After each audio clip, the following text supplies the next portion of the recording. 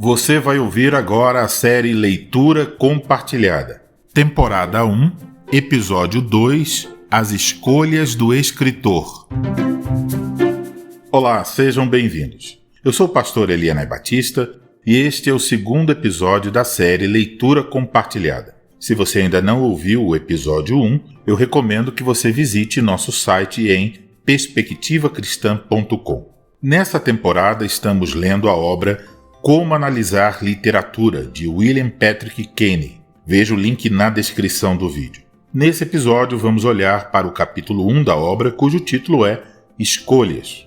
Ao nos aproximarmos de uma obra literária, devemos ter em mente que o autor, no ato de escrever a obra, fez uma série de escolhas. Para exemplificar, Kenny menciona a escrita de uma carta. Hoje, porém, por conta das redes sociais e aplicativos como o WhatsApp, a escrita formal, como as das cartas, está se perdendo.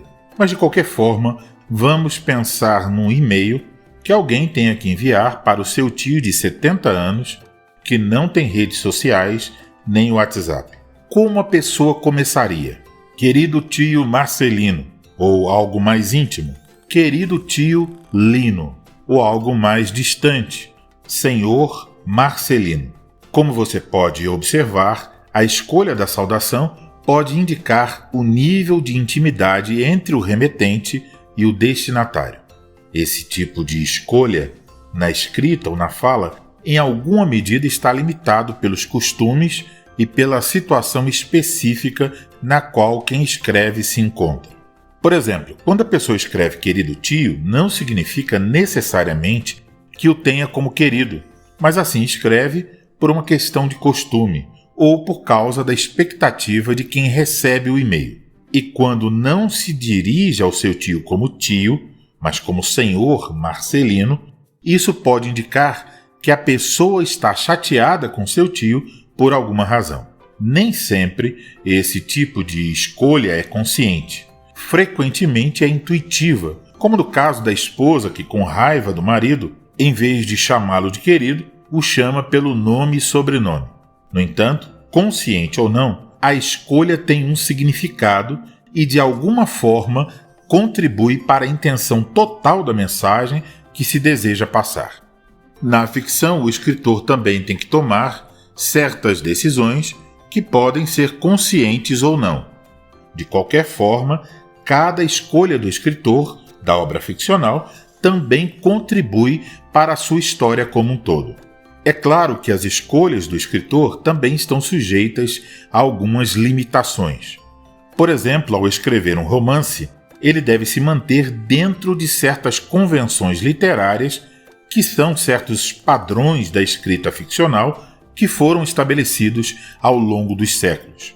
Os leitores de um romance vão esperar que o escritor siga esse padrão. No entanto, ainda que não totalmente livre, o escritor ainda fará escolhas. Ele pode levar em conta as convenções literárias e as expectativas dos leitores e decidir o que é mais apropriado para a composição de seu romance. Pode decidir, inclusive, quebrar certos padrões literários ou frustrar certas expectativas de seus leitores. Agora que estamos cientes de que o escritor faz certas escolhas, podemos nos perguntar: como as escolhas do escritor interferem na nossa experiência de leitura?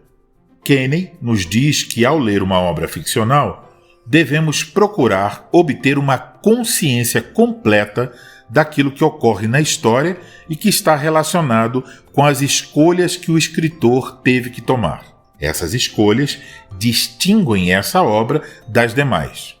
Portanto, durante sua leitura, você pode procurar descobrir por que o escritor fez determinadas escolhas. Por que preferiu A em vez de B?